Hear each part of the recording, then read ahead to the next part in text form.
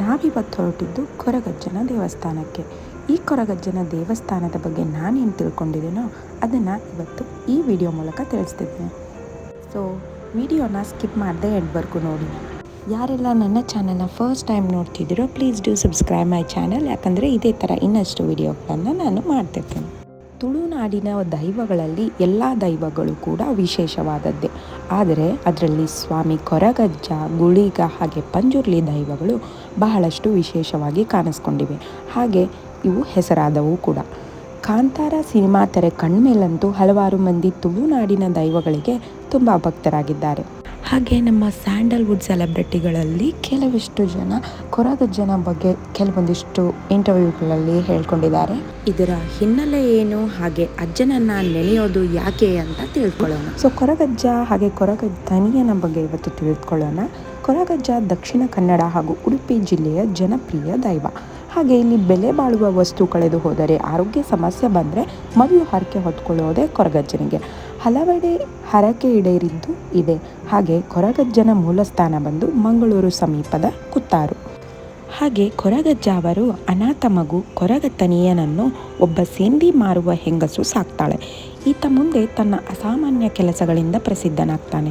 ಹಾಗೆ ಹಣ್ಣು ಕೊಯ್ಯಲು ಹೋದವ ಅಲ್ಲಿಂದ ಮಾಯವಾಗ್ತಾನೆ ಎಂಬ ವಿವರ ತುಳುನಾಡಿನ ಜನಪದಿಯ ಹಾಡು ಪಾಡ್ದನದಲ್ಲಿ ಬರ್ತದೆ. ಈತ ಮುಂದೆ ತನ್ನ ನೆಲದ ಜನರನ್ನು ಕಾಯುವ ಭರವಸೆಯನ್ನು ನೀಡಿದ.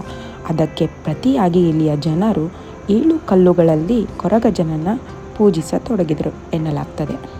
ಹಾಗೆ ಇಲ್ಲಿಯ ಇನ್ನೊಂದು ವಿಶೇಷತೆ ಏನಂದರೆ, ರಾತ್ರಿ ಹೊತ್ತು ಬೆಳಕನ್ನು ಹಾಕುವಂತಿಲ್ಲ.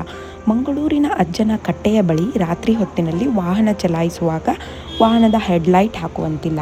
ಇಲ್ಲಿ ಕೋಲ ನಡೆಯುವ ಸಂದರ್ಭದಲ್ಲೂ ಕೂಡ ಅಗರಬತ್ತಿಯ ಬೆಳಕು ಕೂಡ ಕಾಣಬಾರ್ದು ಎಂಬ ನಿಯಮವಿದೆ. ಈ ಭಾಗದಲ್ಲಿ ರಾತ್ರಿ ಹೊತ್ತು ಸಂಚರಿಸುವ ವಾಹನಗಳು ಹೆಡ್ಲೈಟ್ ಒಮ್ಮೆ ಡಿಪ್ ಮಾಡಿ ಹೋಗ್ತಾರೆ. ಹಾಗೆ ಹಿಂದಿನ ಜನ ಸ್ಥಳೀಯರನ್ನ ಮಾತನ್ನು ಆಲಕ್ಷಿಸಿ ಅಜ್ಜನ ಕಟ್ಟೆಯ ಬಳಿ ಗ್ಯಾಸ್ ಲೈಟ್ ಹಿಡಿದು ಹೋದವರು ತಕ್ಷಣ ಗ್ಯಾಸ್ ಲೈಟ್ಗಳು ಪುಡಿಯಾಗಿದ್ದಾವೆ. ಹಾಗೆ ಕೊರಗಜ್ಜನಿಗೆ ಶರಣು ಹೋಗುವವರಿಗೆ ಅವರಿಗೆ ತಲುಪಬೇಕಾದ ದಾರಿಯೇ ಸಿಗಲಿಲ್ಲ ಎಂಬುದು 75ರ ಹರೆಯದ ಹಿರಿಯರು ಹೇಳ್ತಾರೆ. ಹಾಗೆ ಇಲ್ಲಿ ರಾತ್ರಿ ಮಹಿಳೆಯರಿಗೆ ಪ್ರವೇಶ ಇಲ್ಲ. ಅಜ್ಜನಿಗೆ ಹರಕೆಯ ರೂಪದಲ್ಲಿ ನೀಡುವ ಅಗೇಲು ಸೇವೆಯಲ್ಲಿ ಹುರಳಿ ಹಾಗೂ ಬಸಳೆಯ ಸಾಂಬಾರ್, ಮೀನು, ಕೋಳಿ, ಚಕ್ಕುಳಿ, ಸೇಂದಿ ಇತ್ಯಾದಿಗಳನ್ನು ಸೇವೆಯ ರೂಪದಲ್ಲಿ ನೀಡ್ತಾರೆ.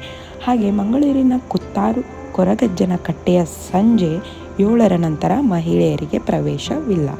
ಹಾಗೆ ಅವರನ್ನು ಅವಮಾನಿಸಿದವರಿಗೆ ಶಿಕ್ಷೆ ಇದೆಯಾ? ಹೌದು. ಉಡುಪಿ ಜಿಲ್ಲೆಯ ಕಟುಪಾಡಿಯ ಬಬ್ಬುಸ್ವಾಮಿ ದೇವಸ್ಥಾನದಲ್ಲಿ ಕೊರಗಜ್ಜನ ಆರಾಧನೆಯು ನಡೆಯುತ್ತದೆ. ಹಾಗೆ ಇತ್ತೀಚೆಗೆ ಕೆಲವು ಯುವಕರು ಇಲ್ಲಿಯ ಕಾಣಿಕೆ ಹುಂಡಿಯ ಹಣ ಕದ್ದು ಮೂತ್ರ ಅದೇ ಹುಂಡಿಗೆ ಹಾಕಿದ್ದಾರೆ. ಈ ಘಟನೆ ನಡೆದು ಕೆಲವೇ ದಿನಗಳಲ್ಲಿ ಅವರಿಬ್ಬರಿಗೂ ಆರೋಗ್ಯ ಸಮಸ್ಯೆ ಕಾಣಿಸಿಕೊಳ್ತದೆ.